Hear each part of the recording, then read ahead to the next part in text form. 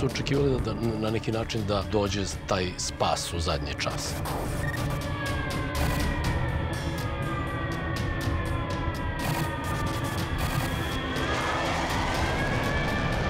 I onda smo shvatili tamo da praktično mi nemamo saveznika.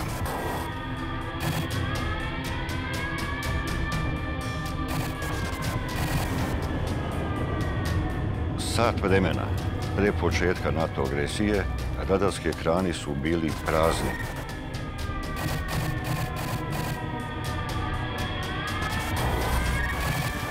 Ta vrsta očekivanja se pretvorila u evo ga.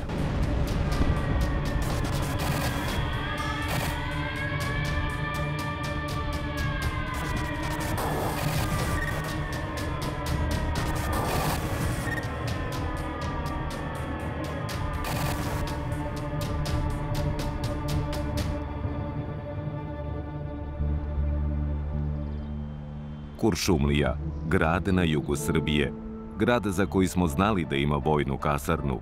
Tu se završavalo svako saznanje nas običnih građana. Znali smo da se u Kuršumliji nalazi velika i značajna kasarna. Za ostalo nismo znali. Čak ni ja kao profesionalni oficir koji sam u toj kasarni od početka nisam znao da postoji sklonište podzemno koje po svojoj karakteristici namjeni napravljeno za rad vrhovne komande. Kad sam ga pitao, ajde me uvedi bre da vidim šta je to. Ma jok bre, ne smije da uđeš. Kako bre ne možeš da ideš? Pa ja kao operativac imam ratni plan koji radim ja lično, a ne smijem da dođem. Takvo naređenje, ovo je tajna. Jel ti jasno? Razumem, jasno mi je. Ja nisam znao da to postoji do trenutka dok nismo tamo otišli. Iako sam bio na tim poslovima, ali nisam znao. Sklonište u okviru kasarne predstavljalo je istureno komandno mesto 3. armije, čija je nadležnost tokom bombardovanja obuhvatala i vojna dejstva na prostoru Kosova i Metohije. Sklonište je bilo dobro sakriveno i, kako kažu, vrlo bezbedno. Svrstavano je u red atomskih skloništa. Meni je ostalo u sećanju dan u oči bombardovanja, kada smo bili u operativnoj sali i kad je jedan od drugova rekao, Boga mi ovo velika prostorija ovde, da ne daj Bože padne nešto, slomilo bi sve na nas. A drugo mi je odgovorio, ma tu nema teorije, tu je gvožđe, debljine, tejte, to ne može da probije niko. Ono je izrađeno po svim normama i kriterijuma za obezbeđenje u slučaju atomskog rata, gde je imalo toliko ugrađenih betona, čelika, žica, infrastrukture, kao da se izgrade 82 komforna dvosobna stana, pa sada se može zamisliti koji je i kakav taj bio objekat. I upravo na ono što smo smatrali da je vojna tajna, pale su te večeri prvog dana bombardovanja prve bombe Alijanse. U ovaj objekat, u kojem se tada nalazilo oko 30 oficira i vojnika redovnog i rezervnog sastava, prvi put ulaze televizijske kamere i beleže priču koja se desila te večeri. Mi smo te večeri bili u kancelariji koja je bila namenjena za komandanta ondašnjeg 3. armije. Tu smo sedeli, ne pretpostavljajući šta će nam se desiti. Znači, trajao je signal, nije data znak da je prestala vazdušna opasnost. Nismo pretpostavljali da se nešto može desiti, jer signal vazdušne opasnosti je bio i prethodnog dana i pre toga. Na primedbu nepušača da ovi pušači nemaju uopšte razumevanja prema nepušačima, u određenom trenutku ja sam rekao, hajdemo pušači da izađemo da ispalimo cigaretu. Oko 13 nas. Izašli smo i čuje se strašna eksplozija. I onda odjednom, sada, kad vratim misli, odjednom blesak. Strašan blesak. A onda potmulo, pošto je taj udarni talas išao kroz malo prolaze i zidove, odjednom je išlo nešto. Prvo što mi je došlo, komandovao sam u sklonište. Ja ne shvatam da je pogađeno sklonište. U trenutku udara, to je znači nešto što je strašno. Ja samo pamtim onda da je neko rekao potpukovniku Stanojeviću Vlastimiru: Vlasto, upali svetlo, jer on imao baterijsku lampu. Dešavalo se nekada da treba, a on je samo rekao: ne mogu, nešto me pritislo. Ja samo to pamtim i više ništa ne pamtim. Znam da smo sedeli nas 5, da je Vlasta poginuo i Petrović Zoran. Ja se ne sjećam više ničega, samo znam kasnije da su nas spašavali ljudi, da je lično mene izneo iz onog gvožđa i betona u mraku oficir Vištica Josip, Hrvat, do ambulante. Većina su bili poginuli, već mrtvi.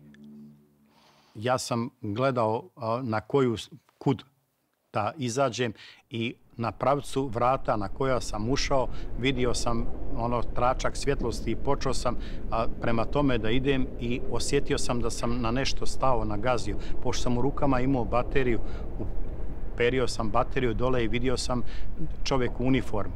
Ja sam uzeo čovjeka i počeo da ga vučem prema izlazu. To je blast sindrom, kasnije sam čuo, samo od eksplozije. Ja nisam imao nikakvu povredu na sebi, ni ogrebotinu, ništa. Samo kažu da sam bio naduven. Znači, pretila je opasnost samo da puknu krvni sudovi, znate, izbije krv i tako. 11 je poginulo te noći. 11, a 33 je povređeno. Ostali koji su bili u samom skloništu, svi su poginuli. To su mladi ljudi, 35, 40 godina. Rezervni sastav. A moj brat da je izišao ovde, ja kažem da je izišao da zapali tu prokletu cigaretu. Še je imao i Nikola običaj da kaže 3 da može odjednom ovako, valjda bi pušio, takav je pušač bio. On bi možda ostao živ, ali to je verovatno sudbina. Oni koji nisu izašli iz svojih nekih razloga. Da je umoran, da li je on stvarno nije hteo, da li je on imao možda strah da izađe. Ostala je manji deo, mali broj starešina u odnosu na ono što smo bili.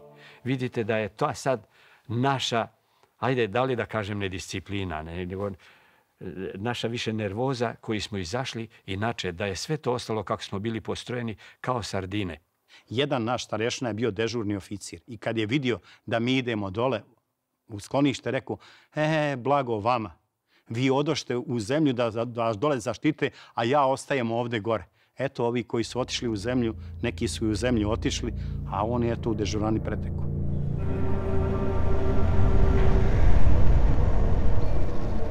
Taka ista skloništa rađene su od naše strane za Sadama Huseina. Ona nisu probijena jednom tomahawku. Iako je debljina tih skloništa 6,30 s armiranim betonom je ostalo. To ni jedna tomahawka nije probila. Oni su to znali. Zato su poslali 3. Jedna za drugom u rep vođene.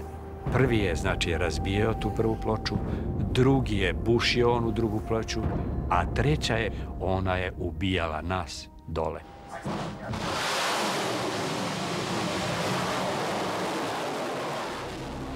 Bombardovanje Jugoslavije počelo je 24. marta oko 20 časova.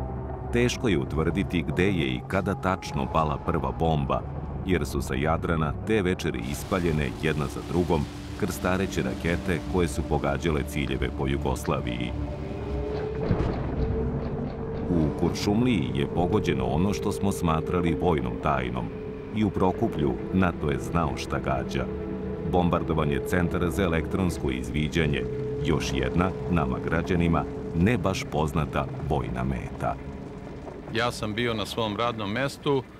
Po nekim saznanjima, prva bomba je udarila u naš stacioni centar u 19 časova i 53 minuta. Tu sam se našao, eto taj deo tu, tako. Ovde je ubacio probilo vrata jednog tamo, ovaj ovde isto na stolu, to je poslednji bio tu. Uništavanjem Centra za elektronsko izviđanje, NATO je smatrao da će prekinuti dotok informacije i važnih obaveštenja jedinicama na terenu. Ljudi i oprema su dan ranije uglavnom bili izmešteni iz Prokuplja. Ipak, te večeri na radnom zadatku poginuo je desetar Boban Nedeljković. On se potrevio baš u mestu udara druge bombe. I to je sad, znamo sigurno, prva žrtva NATO bombardovanja.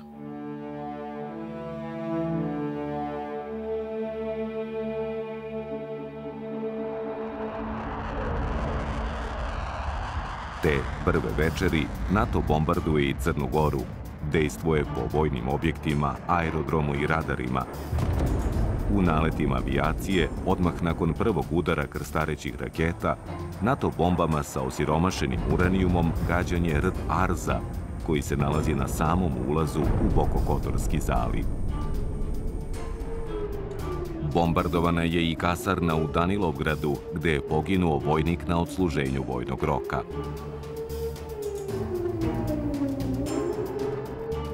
Sirene su se te večeri u 20 časova i 6 minuta oglasile i u glavnom gradu Savezne Republike Jugoslavije. Bombe su, posle 45 godina, ponovo pale na Beograd. Pažnja, pažnja, Beograđani vazdušna opasnost. Pažnja, pažnja, Beograđani vazdušna opasnost. Gradski centar za obaveštavanje aktivirao je sistem za uzbunjivanje. Molimo da lagano pođete u svoja skloništa i zaklone. Sa sobom ponesite potrebnu opremu i bez zadržavanja krenite u skloništa. Pažnja, pažnja, vazdušna opasnost za Beograd. Završavamo.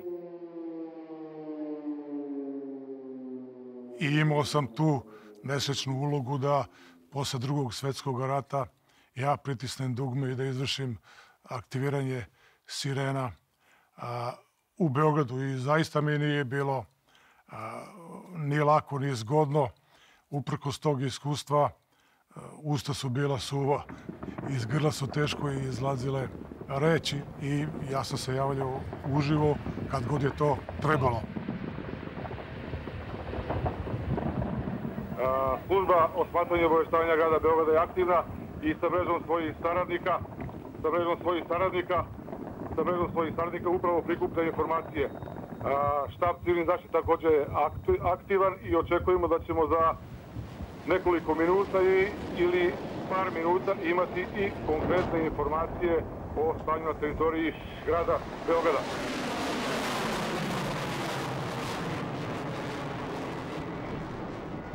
Naravno, Straževica je bila svakodnevni cilj, aerodrom Batajnica, položaj protivvazdušne odbrane u okolini Beograda, potencijalno centar vojna u Banovcima koji je bio srećom izmešten.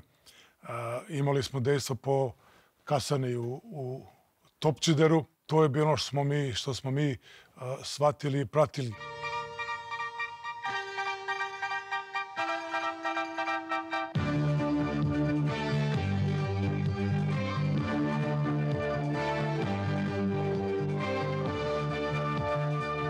Poštovani gledalci, upravo smo dobili vest našeg reportera iz Prištine da su neprijateljski avioni agresorskih NATO snaga oko 20 časova izvršili raketne napade na teritoriju Kosova i Metohije. Kao što ste čuli, poštovani gledalci, i za Beograd je pre nekoliko minuta dat znak za vazdušnu opasnost. Poštovani gledalci, ostanite mirni. Bukvalno u toku noći je Priština postala prazan grad, grad duhova. Vazdušna opasnost je počela 24. i trajala je sve vreme do kraja.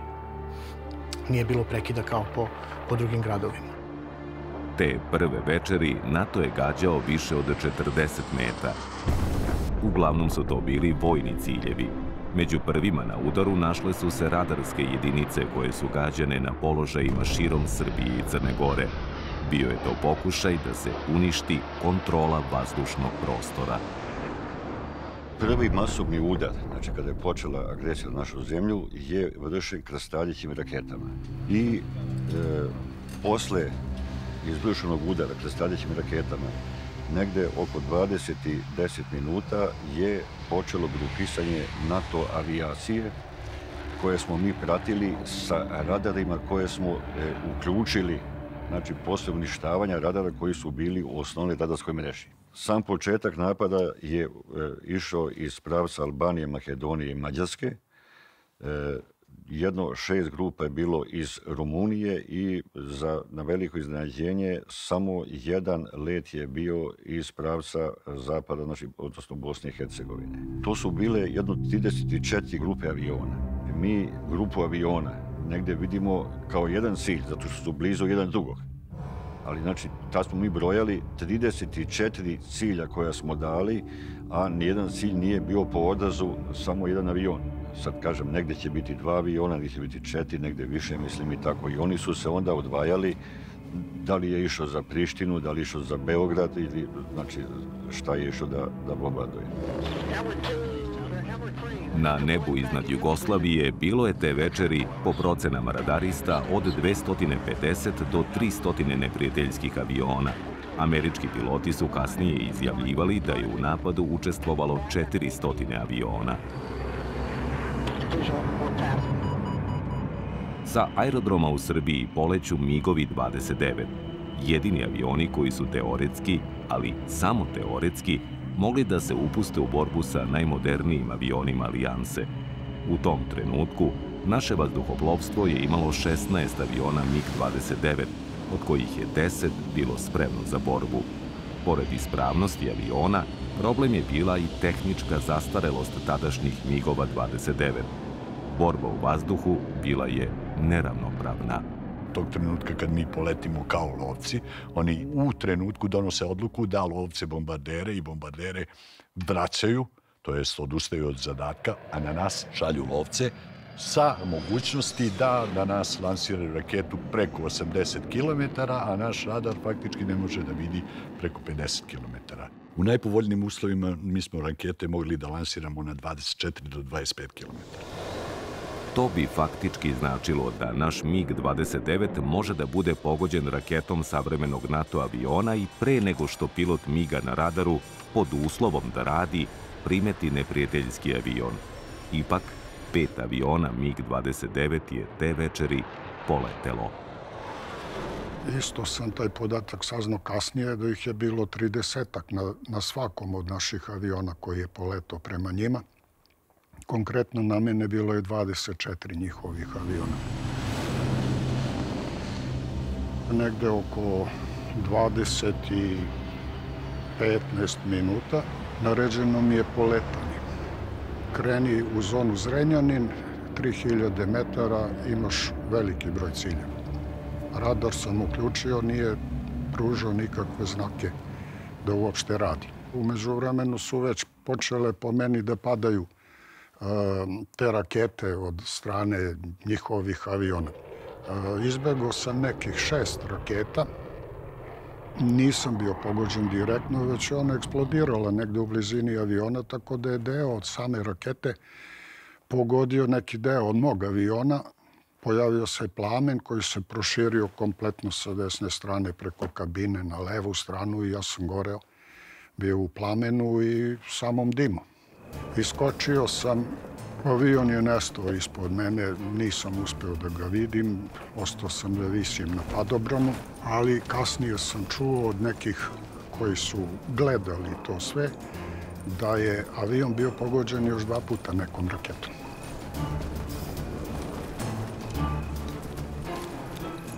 Ide je dobio zadatak, poleteo je sa aerodroma Niš, imao je konstantno navođenje i to je sve odvelo njega do iznad Kosova, u reonu Drenice je oboren, tamo je pao, izbjegavao je snage UČK na Kosovu, topio sneg da bi pio vode, preplivavao ledene reke.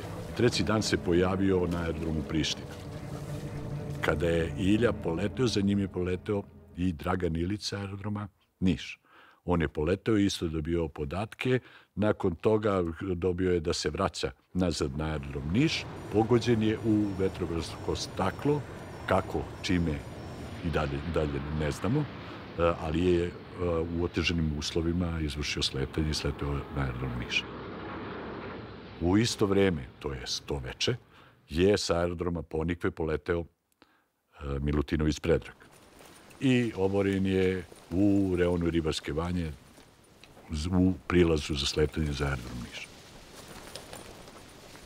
Pogledao sam malo one ekrane kad se smirila situacija, kad su došli izveštaji, kad je pošao taj prvi bombardovanja i malo je tužno bilo pogledati ekrane. Vidimo na ekranu crveni krstići jednostavno jedan po jedan se gasi. Zato što su plavi bili NATO avioni, a crveni naši. Jer smo faktički prvo veče ostali bez 5 aviona. Ja nisam imao čime, ali opet, što kažu, postoji uvek neka nada. Jednostavno smo bili puni sebe i verovali da nešto možemo u svemu tome da uradimo.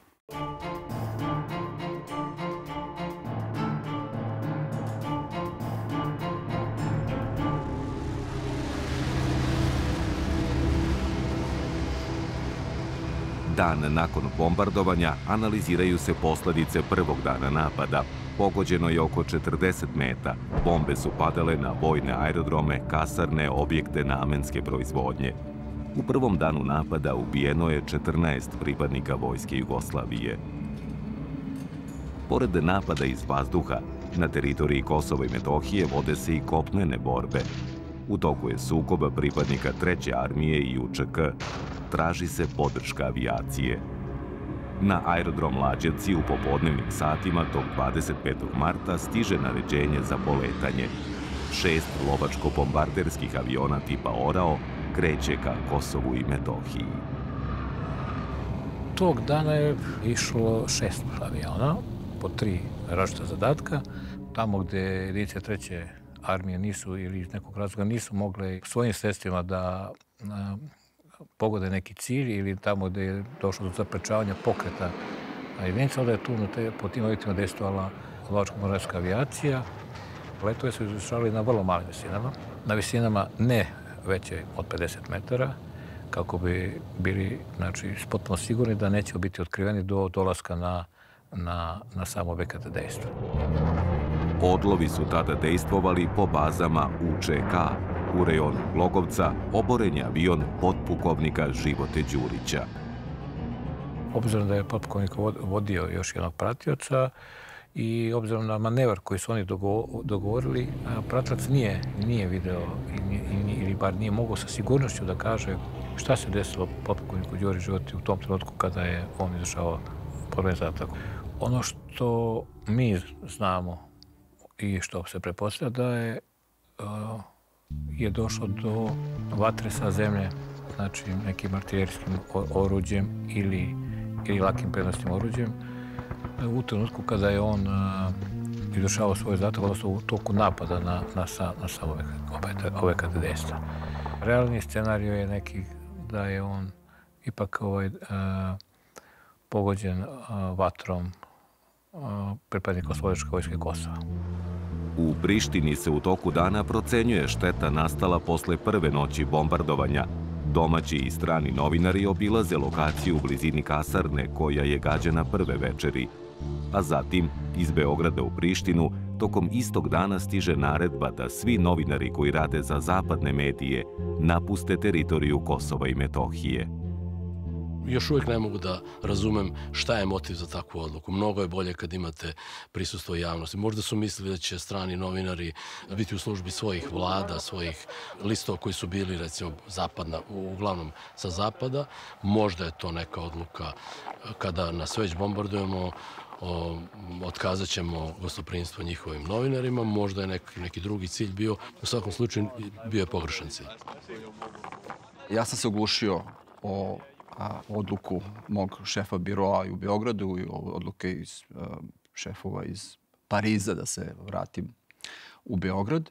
Već, naravno, oglušio sam se i odluku naših vlasti da se povučem sa Kosova i Metohije, jer sam već posle tih nekoliko dana shvatio da je važno da na terenu budu prisutni novinari, reporteri, pre svega iz zemalja koje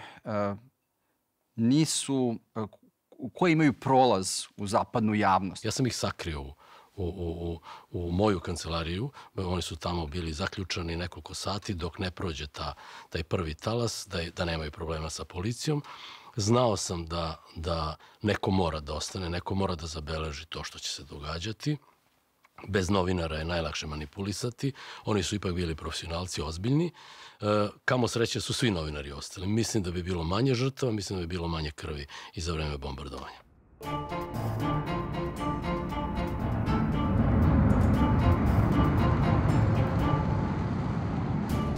Iako je prvog dana bombardovanja izgubljena gotovo polovina lovačkih aviona, na aerodrom Batajnica u toku dana ponovo stiže naređenje da MiG-ovi 29 polete. U kokpitima su sada pukovnik Slobodan Perić i major Zoran Radosavljević. Poletali su i dobili su informaciju da treba da lete prema severu, da kažem prema Subotici. U jednom trenutku su dobili izmenu informacije da okreću prema zapadu. I okrenuli su prema zapadu, to jest negde od Titela, Zrenjanina ili ne znam nija kojeg mesta, okrenuli su prema Šapcu i Loznici. I po svedočenju Slobodana Perića, on je video da će da zakače granicu, javio je... Dajte mi poziciju. Nemam kontakt sa tobom. Slobodan Perić nije imao ispravan uređaj za signalizaciju ozračenja. Zoran Radosavljeviću je radio taj uređaj i on je javio Slobodanu Periću, Vuci, da su u zahvatu. Ovakirali su rakete na nas, vidiš bele tragove. Beži, spaljaj se. I tog trenutka u obojicu su stigle rakete, s tim da Slobodan Perić, eto da kažem, imao sreću da je posle udarca rakete u avion imao vremena i mogućnosti da izvrši katapultiranje, a Zoran Radosavljević, njega je raketa stigla i mislim da ga je raketa i katapultirala i tog trenutka njegov život se završava od udarca rakete u avion. Nisu oni toliko duboko ušli u teritoriju Bosne i Hercegovine, ali su pali na teritoriju Bosne i Hercegovine. A on jeste moj mlađi brat i ja sad mogu o njemu da pričam sve najlepši. On meni jeste najbolji, najpametniji bio, mislim, najsposobniji, ali mislim da nisam mnogo subjektivna kad kažem da on zaista imao velike potencijale i da je mogao da ovoj zemlji pruži mnogo više, a dao je opet najviše što je mogao.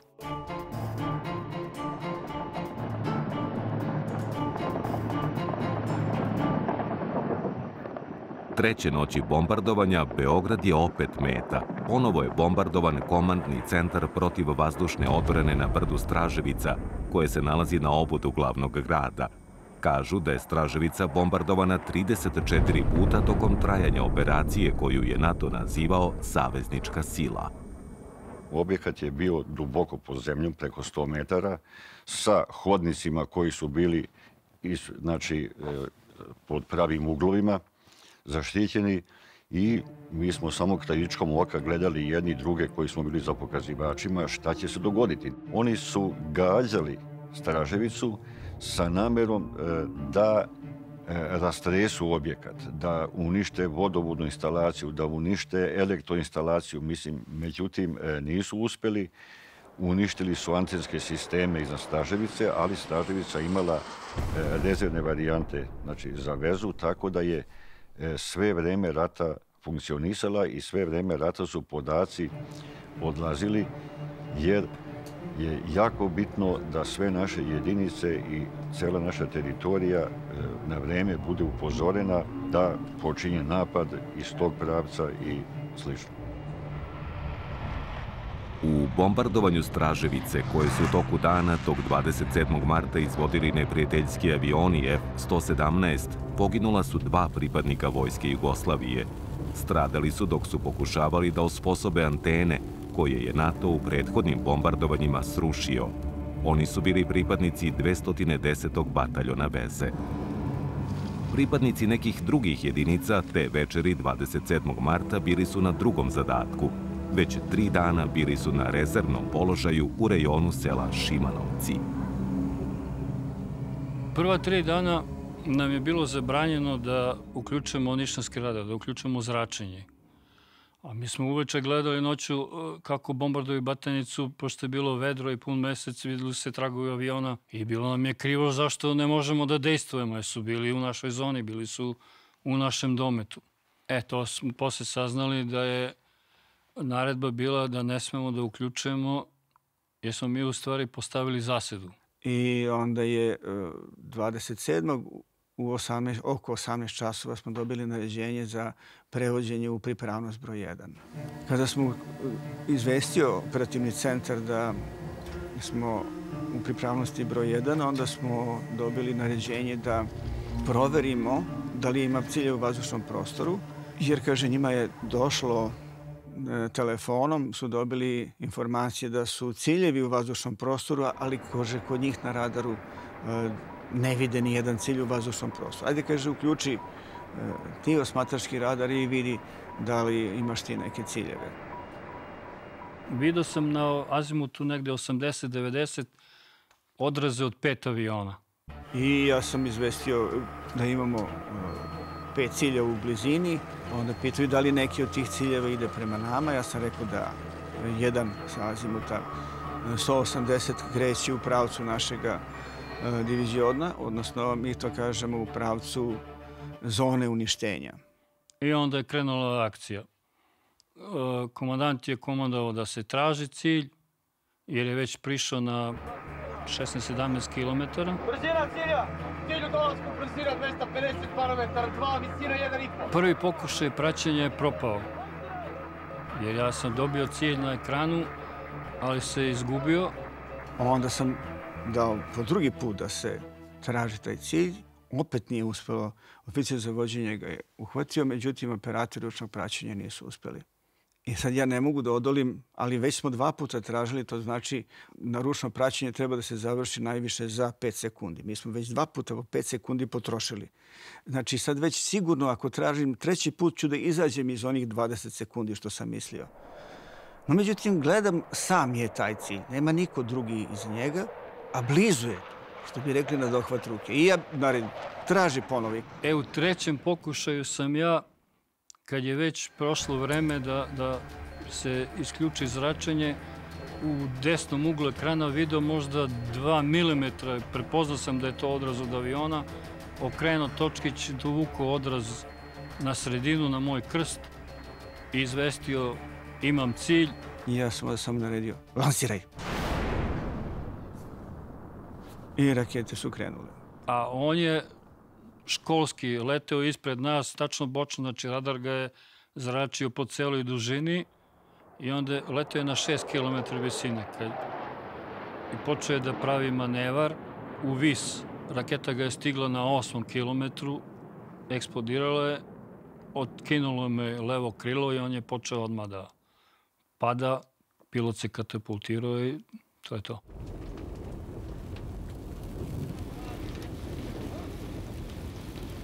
Ljudi su to gledali u tom zapadnom Sremu. Da su, i kaže, iz raznih sela se samo čulo ura, ura, bravo, bravo, ura, ura i tako dalje.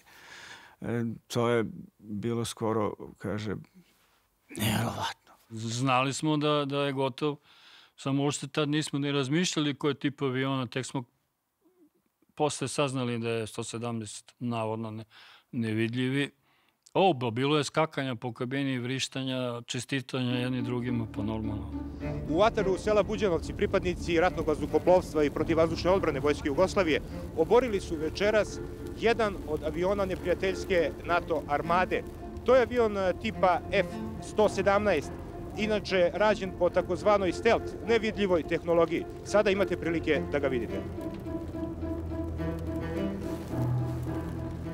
Avion je pao u atar sela Buđanovci na nekih 20 kilometara od Šimanovaca, gde je bila stacionirana i naša protivvazdušna odbrana. U Buđanovce su ubrzo stigli novinari, vojska i lokalno stanovništvo. I pored svega, snage NATO-a uspele su da, nakon 7 sati, evakuišu pilota F-117 koji se katapultirao. Taj cilj se razlikuje od ostalih u obliku toga što se pojavi na ekranu, mi to kažemo, to je ruski izraz pačka. Obično bude 7 do 8 nekih signala u tome. A u toj pački koji treba da bude kao neka prepoljena kapljica, na primjer, vode, je bilo svega 2-3 signala. I u principu taj avion se lako otkriva, na primjer, sa tim P-18 radarom koji je metarskog opsega. Sve te bolje radare koji su bili tipa TPS, koji su došli sa zapada, koji su poluprovodnički i tako dalje, oni su centimetarskog opsega i oni su na samom početku tog vazdušnog udara sa distancijom, oni su lako uništeni. Upravo ovi metarski su mogli da nastave dalje da rade. Pošto za njihove senzore protiv radarskih raketa metarski opseg je prosto nevidljiv. Tako da to je bilo za nas povoljnije, pošto smo mogli da koristimo osmatrački radar skoro neprekidno. I tako je tadašnja najsavremenija tehnologija uništena zastarelom i za NATO prevaziđenom tehnologijom. Nevidljiv avion F-117, čudo tehnike, kako su tada govorili, pogođen je protivavionskim raketnim sistemom Neva iz 60. i 70. godina prošlog veka. Tih dana je pitanje od $1 milion bilo kako je oboren nevidljivi. Ima još jedna interesantna stvar. Došla je ekipa Rusa da nas obiđe. Face sve u onim kožnim mantilima. Ako nije KGB, onda me secite. Čovjek je samo uzeo ga u ruku, krenuo prema suncu, gleda ovako, kaže, eta legura titanama i volframa, i stavio u džep. Znali su oni sve o njemu i pre nas. Rusi su bili kod nas, ja mislim, u aprilu 99. godine. Baš usred bombardovanja. Došli su da vide da li je bilo modifikacije na sistemu, jer nisu ni oni verovali da smo uspeli da srušimo F-117. To moram da kažem da nikakve modifikacije nije bilo. Da je avion srušen postupkom koji se koristi kad se gađa bilo koji avion.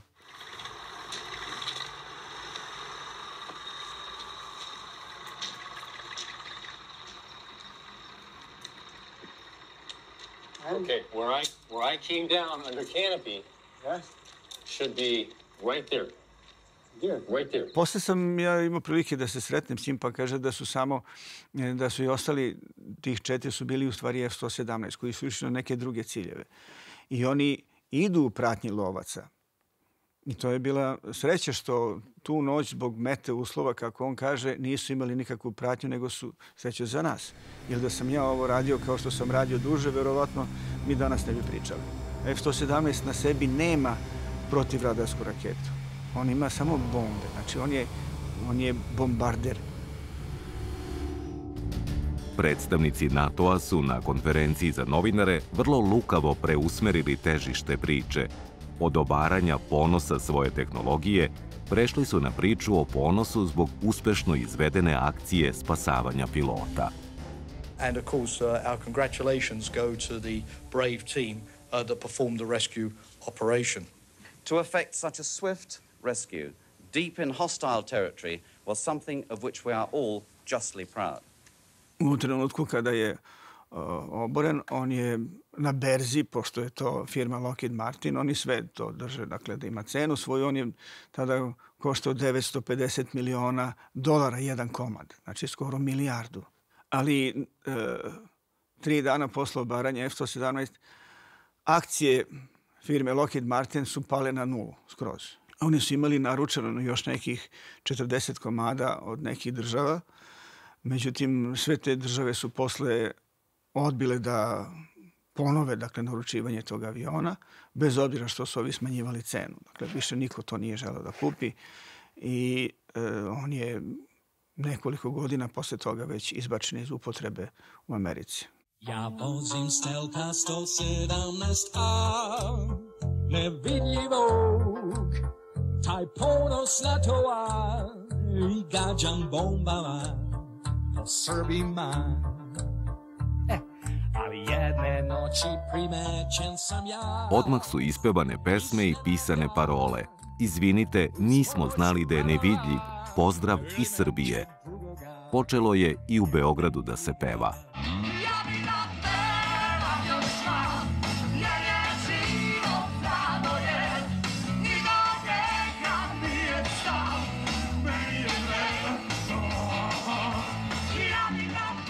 Na Trgu Republike 27. marta u znak protesta protiv bombardovanja održan je prvi rock koncert.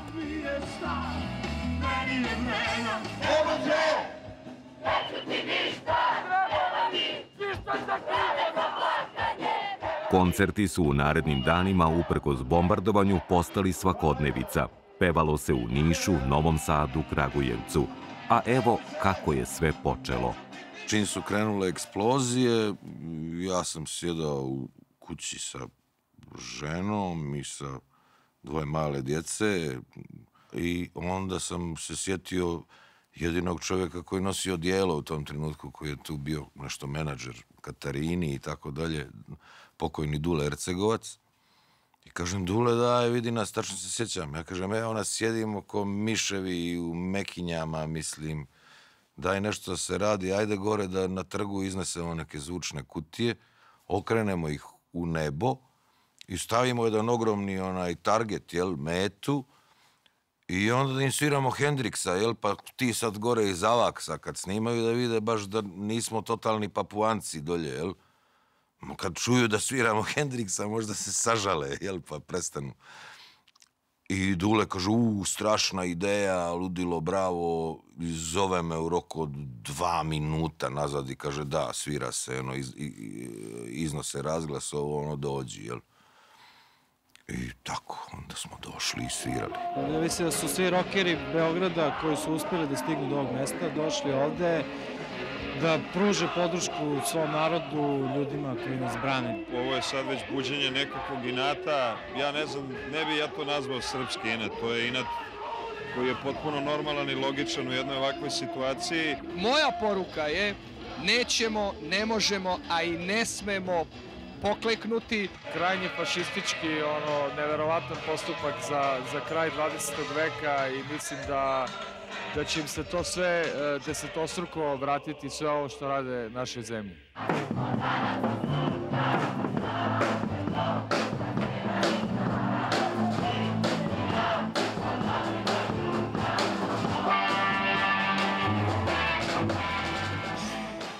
Pa ja ne znam koja je svrha bila drugima, znam koja je bila moja svrha. Vjerojatno ti je bio način da ja svoj sopstveni strah, frustraciju, brigu, paniku, na neki način sredim. Znaš, nekako ti lakše kad si među ljudima. Pokušamo da se odbranimo tako što ćemo se skupiti i podeliti strah. Kad se strah skupi i formira na jednom mjestu, onda se on pretvori u nešto drugo. On ohrabruje. Ja ne znam da li je deo srpskog inata. Inata jeste sigurno. Da li bi možda neko drugi u takvim situacijama isto neki drugi narod, na drugim geografskim širinama, takav bio neki sasvim drugog mentaliteta narod. Ali jeste, Target je bio odličan simbol, jer zaista smo bili svi. Niko određen, a svi mete. I upravo Target, koncerti i jedinstvo građana Jugoslavije, to je ono što NATO nije očekivao, a što ih je, sudeći po kasnijim izjavama, iritiralo.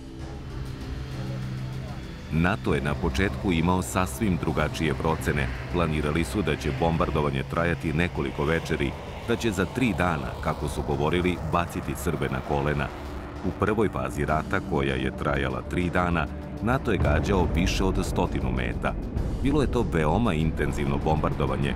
Gađani su isključivo vojni objekti u Srbiji i Crnoj Gori. Očekivali su da će pod udarom vojska da kapitulira, a da će opozicione političke partije preuzeti vlast. Tih dana Beograd je odreagovao verovatno na isti način kako bi odreagovao svaki normalan, civilizovan gradski centar. Dakle, strah je broj 1, zabrinutost odmah u pratnji tog straha, želja da se ode negde gde toga nema i jedna čudna želja i potreba da se proglasi odjednom neprijateljem, ne više neko na lokalnom, nego ne više, zaborave se u tom trenutku te naše interne sukobi, interna nerazumevanja, nego se sva ta loša energija prebaci na onog koji vas direktno fizički ugrožava. Nije nikakav problem. Mi unutrašnje politički ne moramo uopšte da se složimo. I nećemo se složiti. Po mnogim stvarima se nećemo složiti. Ali u situaciji kada se napada neko sa strane, moramo da se branimo. Svi smo do jednog bukvalno bili složeni da moramo to što moramo. Kako je NATO to prevideo, to morate njih da pitate. Ja smatram da u svakoj situaciji kada je napad sa strane, da moramo prvo se sačuvamo, a delit ćemo se, nije nikakav problem u danima koji su pred nama. Nepostignut cilj, oboren avion, rok koncerti za vreme bombardovanja. Bilo je to suviše. NATO povećava broj aviona koji učestvuju u operacijama, proširuje listu novih meta. Počinje faza bombardovanja broj 2. I strongly support Secretary General Solana's decision yesterday to move to a new phase in our planned air campaign, with a broader range of targets including air defenses, military and security targets, and forces in the field.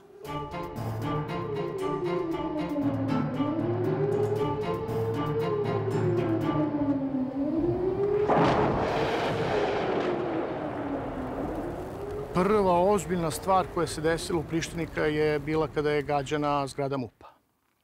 To je bilo 5. veče bombardovanja, ja sam bio u Grand hotelu i odjednom neverovatan zvuk. Znači, meni tada prvi put da čujem tako nešto. Prva koja je udarila u MUP. Ja sam naravno skočio i onda je druga meni prošla bukvalno na 2 metra ispred nosa i pogodila drugi put. Znači, ja sam bukvalno legao na patos i pomislio, sad, ovo je kraj. Znam da je u toj zgradi poginuo Kovač, policajac, koga sam poznavao lično. On je bio, ja mislim, deminer ili tako nešto u toj jedinici. Znam da je tada cela ekipa iz MUP-a nekoliko sati pre bombe evakuisana. Znam da su 2 rakete uletele bukvalno kroz prozor u fotelju gde je sedeo general Sreten Lukić. Dakle, bili su vrlo precizni. Prvi su strahotu nove faze ratovanja osetili stanovnici Prištine. Pogođena zgrada Ministarstva unutrašnjih poslova nalazila se u samom centru grada. Trebalo je pripremiti javno mnjenje na zapadu za intenzivnije bombardovanje koje počinje u fazi broj 2. Yesterday you said that the ambassador had talked to Thaci. He called into the department today and he indicated that people were being held in the soccer stadium in Pristina and a number of other reports of that nature.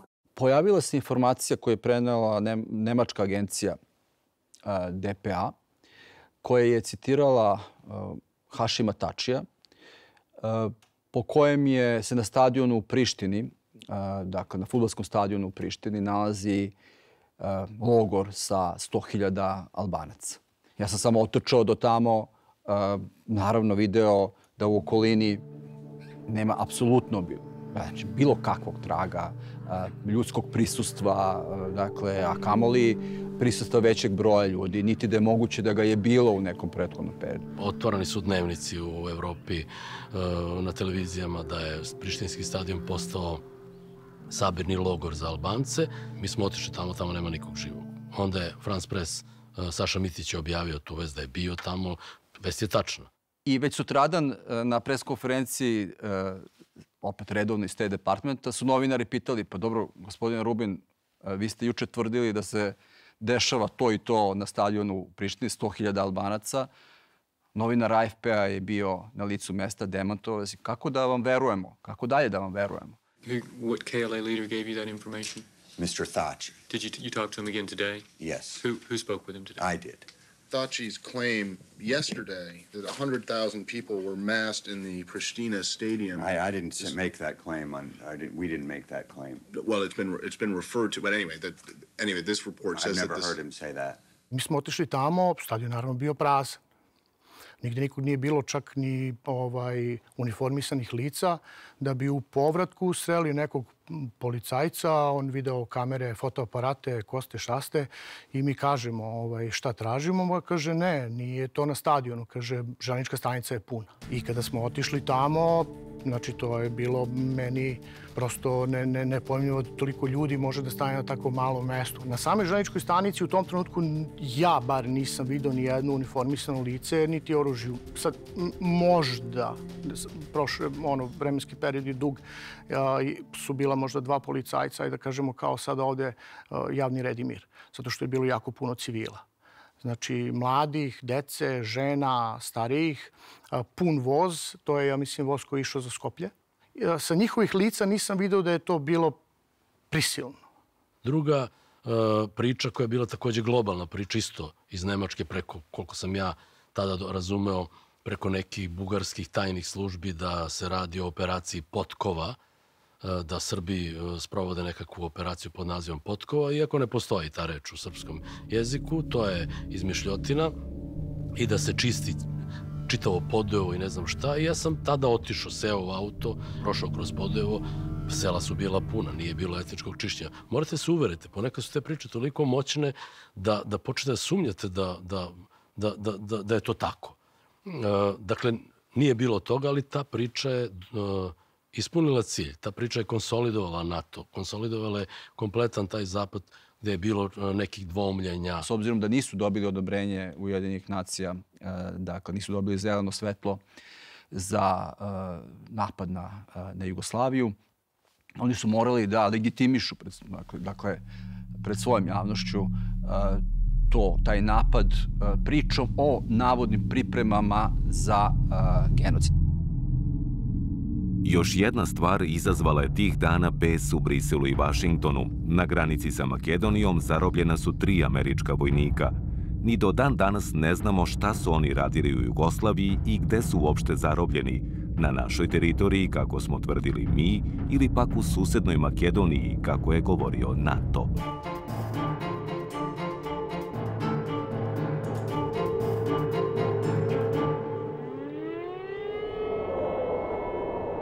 A onda su građani Srbije videli šta znači druga faza NATO bombardovanja. U Novom Sadu gađan je most.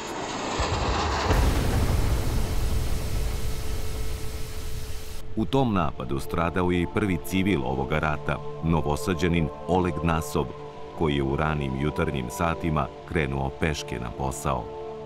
NATO je tada srušio stari železnički Varadinski most, omiljeni most Novosađana. Na stotine građana Novog Sada okupilo se da starom mostu zapali sveću.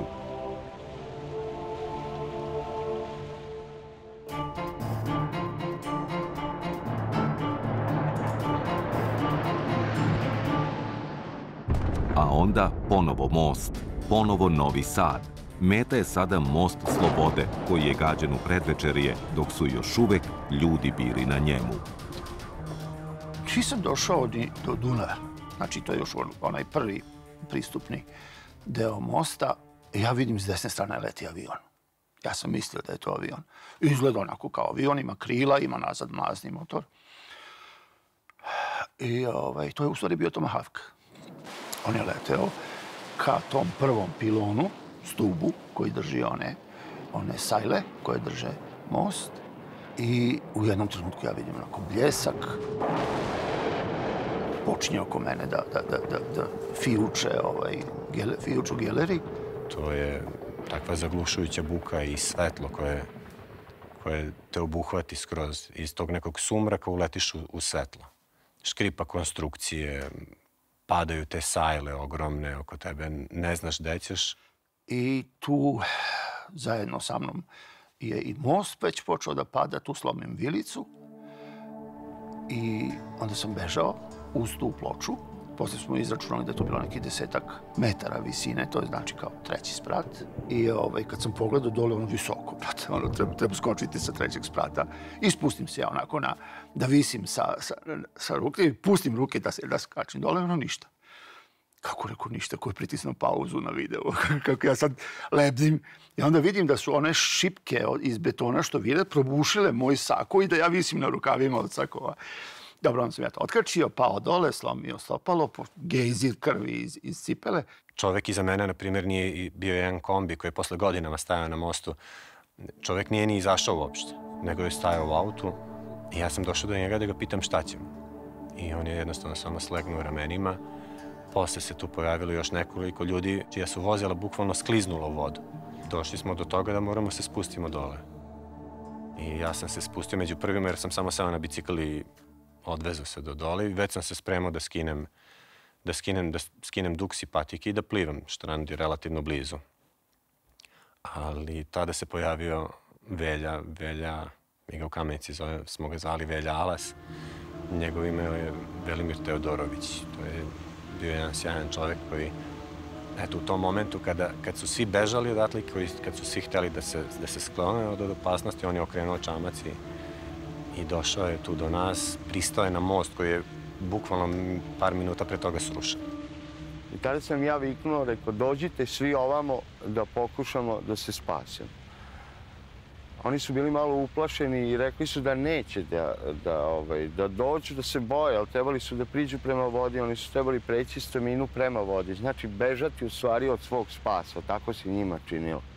Ja sam čekao da vidim da li će biti mesta u čamcu da ubacim i bicikl, što je, mislim, opet smešno, ali jednostavno tako sam imao neku fiks ideju i svi ti ljudi su bili, jao, si ti normalan, nesi, a Velja je samo digao ovako ruke, uzeo mi bicikl i kaže, ajde upade. U tom momentu mi smo se odvojili, na neki 15 metara smo bili od konstrukcije mosta, drugi projektil je pogodio most sa sremske strane.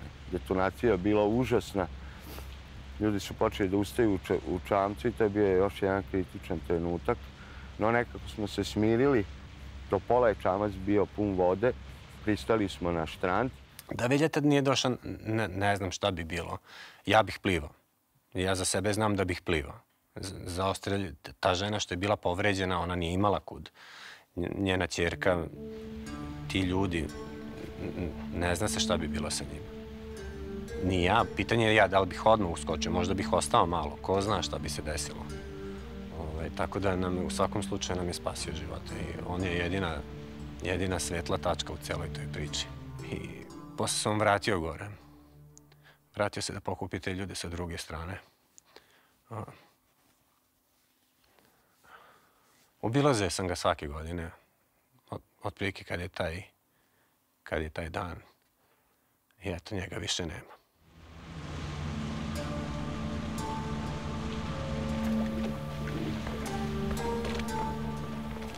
Ja sam se kao jako matar krstio u pravoslavnoj crkvi i pita me sveštenik na krštenju kao, dobro, sad si pravoslavac, koju će slavu da slaviš?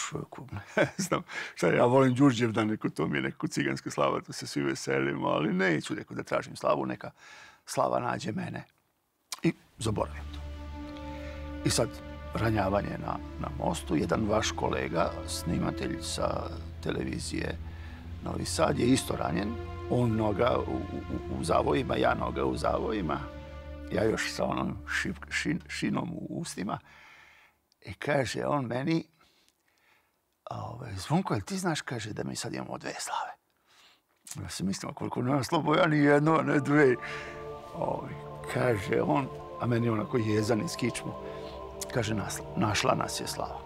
Tačno ona formulacija koju sam ja izgovorio kad sam se krstio. Hoću neka mene nađe slava. Kako nas je našla slava? Pa kaže, mi smo ranjeni na Vrbicu, na Lazarevu subotu. A Lazareva subota u